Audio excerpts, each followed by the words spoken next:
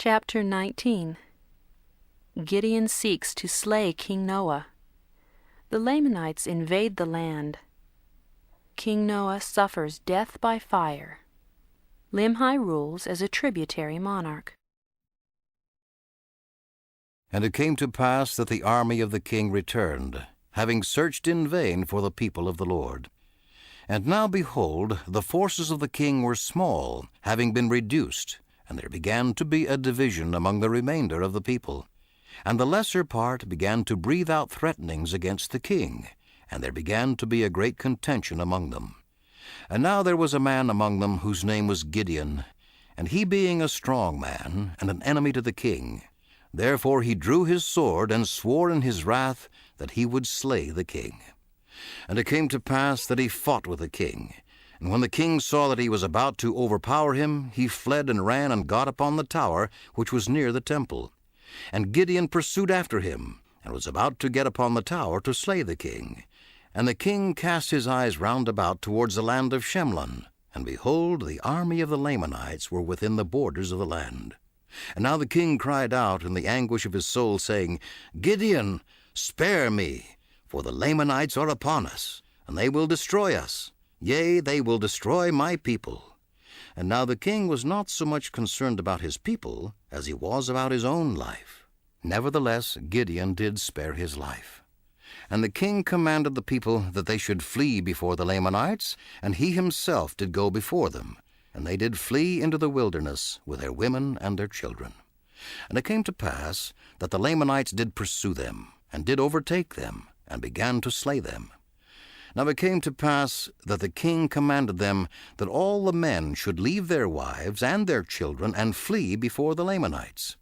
Now there were many that would not leave them, but had rather stay and perish with them, and the rest left their wives and their children and fled. And it came to pass that those who tarried with their wives and their children caused that their fair daughters should stand forth and plead with the Lamanites that they would not slay them. And it came to pass that the Lamanites had compassion on them, for they were charmed with the beauty of their women. Therefore the Lamanites did spare their lives, and took them captives, and carried them back to the land of Nephi, and granted unto them that they might possess the land, under the conditions that they would deliver up King Noah into the hands of the Lamanites, and deliver up their property, even 1/2 of all they possessed, 1/2 of their gold, and their silver, and all their precious things, and thus they should pay tribute to the king of the Lamanites from year to year. And now there was one of the sons of the king among those that were taken captive, whose name was Limhi. And now Limhi was desirous that his father should not be destroyed. Nevertheless, Limhi was not ignorant of the iniquities of his father, he himself being a just man. And it came to pass that Gideon sent men into the wilderness secretly to search for the king and those that were with him. And it came to pass that they met the people in the wilderness, all save the king and his priests. Now they had sworn in their hearts that they would return to the land of Nephi, and if their wives and their children were slain, and also those that had tarried with them, that they would seek revenge, and also perish with them. And the king commanded them that they should not return, and they were angry with the king, and caused that he should suffer even unto death by fire. And they were about to take the priests also, and put them to death, and they fled before them. And it came to pass that they were about to return to the land of Nephi, and they met the men of Gideon. And the men of Gideon told them of all that had happened to their wives and their children, and that the Lamanites had granted unto them that they might possess the land by paying a tribute to the Lamanites of 1/2 of all they possessed.